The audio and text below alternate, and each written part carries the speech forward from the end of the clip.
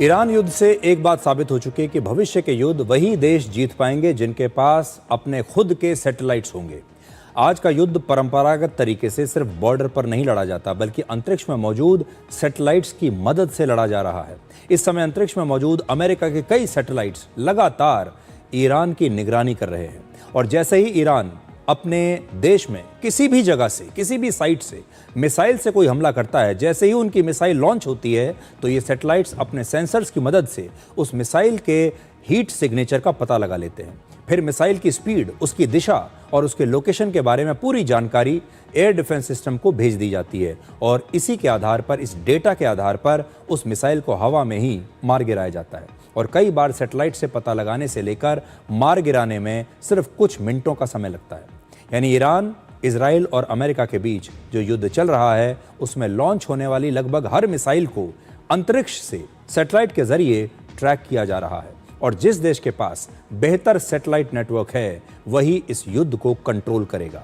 Satellites के मामले में अंतरिक्ष में अमेरिका का सबसे ज्यादा दबदबा है। पिछले कुछ समय से अंतरिक्ष के लो अर्थ ऑर्बिट में सैटेलाइट भेजने की एक प्रतियोगिता चल रही है।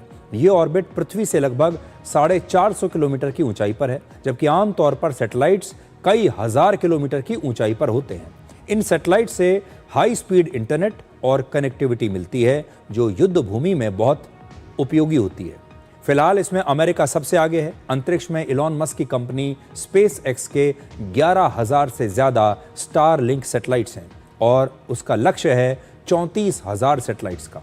लो अर्थ ऑर्बिट में चीन के लगभग 150 सैटेलाइट्स इस समय ऑपरेशनल है, और उसका लक्ष्य है 13,000 सैटेलाइट्स का। रशिया ने अगले वर्ष तक 250 सैटेलाइट्स और वर्ष 2035 तक 900 सैटेलाइट्स लॉन्च करने का लक्ष्य रखा है, और यूरोप के लगभग 600 सैटेलाइट्स अभी अंतरिक्ष में मौजूद हैं। सैटेलाइट्स के जरिए अंतरिक्ष पर कंट्रोल करने की एक ऐसी रेस चल रही है जिसमें दुनिया की सभी बड़ी ताकतें शामिल हैं, क्योंकि दुनिया में युद्ध जीतने के लिए सिर्फ सेना या हथियार ही काफी नहीं।